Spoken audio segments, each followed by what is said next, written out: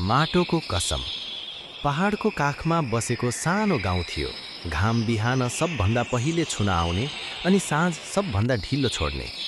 त्यही गाउँको छेउमा ढुङ्गा माटो मिसिएको सानो खेत थियो, जुन किसान हरिबहादुरको जीवनभन्दा कम थिएन। हरिबहादुर बिहान उठ्दा घडी हेर्दैनथे। चराको चिरबिर र गोठको गन्ध नै उनको समय थियो। गोरु जोत्दा हातका छाला फाटेका थिए, तर मन कहिल्यै फाटेको थिएन। माटो धोथेबाज हुँदैन, उनी सधैँ भन्थे। मान्छे बदलिन सक्छ, माटो बदलिँदैन। उनको घर कच्ची थियो, टिनको छानो, माटोको भुइँ र भित्तामा झुन्डिएको पुरानो हलो, जसले उनको बाउ बाजेको पसिना बोकेको थियो। श्रीमती धेरै पहिले बितेकी थिइन्। छोरो सहर गएको थियो। बाउ, खेतीमा भविष्य छैन भनेर। हरिबहादुर एक्लै थिए, तर खेत कहिल्यै खाली थिएन। एक वर्ष असिना पर्यो, बाली सबै नष्ट भयो।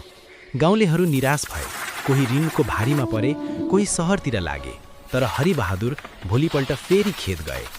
छिमेकीले सोधे, अब के उब्जन्छ र हरिदाई? उनले मुस्कुराएर भने, आज होइन भने भोलि माटो सुन्न जान्छ। त्यो वर्ष उनीसँग खाने अन्न पनि पुग्दैन थियो, तर उनले आफ्नो बाख्राको दुध छिमेकीको बिरामी बच्चालाई दिए। तपाईलाई त आफै चाहिन्छ, आमाले भनिन्। हरिबहादुरले माटोतिर हेरेर भने, आज मैले दिए भने भोलि खेतले दिनेछ। समय बग्यो। अर्को साल असाध्यै राम्रो वर्षा भयो। हरिबहादुरको खेत सुनौलो भयो। धान हावासँग हल्लिँदा गाउँभरि सुगन्ध फैलियो।